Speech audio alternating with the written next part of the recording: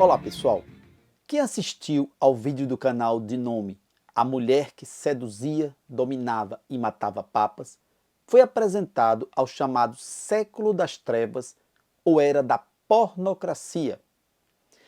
Essa época houve uma sequência de papas terríveis que eram totalmente controlados por algumas mulheres, dentre elas Teodora, que era esposa do poderoso senador Teofilato. O Papa Lando existiu durante esse terrível período e se pode dizer que foi cria de Teofilato e da sua esposa, porque Teofilato e esposa foram eles, esse casal, que garantiu a sua ascensão ao trono de Pedro. Entretanto, apesar de ser apoiado por um casal para lá de controverso, o Papa Lando não era uma má pessoa. Ao contrário, foi um religioso sério e bem intencionado, imerso num jogo de interesses terrível. A ascensão de Lando ao trono de Pedro foi parte de um plano arquitetado por essa família, os Teofilato, que eu queria como um mero fantoche. Nesse vídeo, sugerido pelo Ivan Cardoso, vamos mostrar um pouco do que se sabe sobre o Papa Lando, que viveu durante um dos períodos mais vergonhosos da Igreja Católica, que foi o século X. Então vamos lá.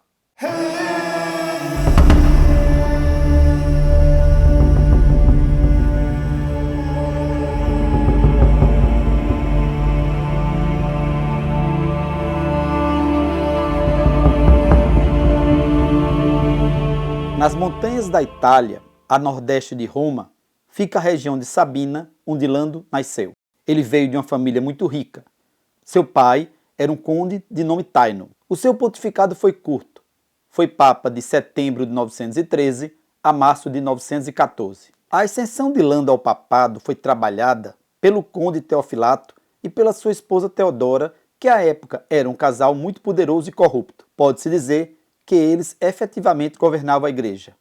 A ideia era fazer de Lando um fantoche. Lando escolheu o seu nome de batismo para liderar a igreja. Embora já existisse a prática dos papas adotarem outro nome desde o século VI, ela só passou a ser comum justamente a partir do século do nascimento de Lando. No século X, os sarracenos haviam invadido parte da Itália, atacando cidades e destruindo igrejas. Dentre elas, a catedral da cidade natal de Lando, Vescóvio. Os sarracenos, eles eram muçulmanos extremamente violentos, vindos do norte da África e do Oriente Médio. Eles invadiram a Itália e se estabeleceram no rio Garigliano. O novo Papa, usando inclusive fundos próprios, determinou a reparação da catedral. Lando tinha enorme vontade de agir, de fazer um bom papado. Queria terminar as disputas internas pelo poder e melhor defender Roma de invasores. Mas não conseguiu. A bem da verdade, ele mandava muito pouco. O poder estava nas mãos do casal Teofilato. Por isso, há poucas ações que verdadeiramente podem ser a ele atribuídas, salvo a restauração da catedral. De qualquer maneira, diversos documentos que serviram de base para melhor entendermos o seu curto pontificado e a sua vida como um todo, foram destruídos principalmente pelos sarracenos. Não se sabe ao certo da causa da morte do Papa. Apenas que foi de certa forma inesperada, o que sempre abre a possibilidade de assassinato. Talvez por ter se surgido contra a onda de corrupção que assolava a igreja. Onda essa patrocinada inclusive pelos seus padrinhos, o casal Teofilato.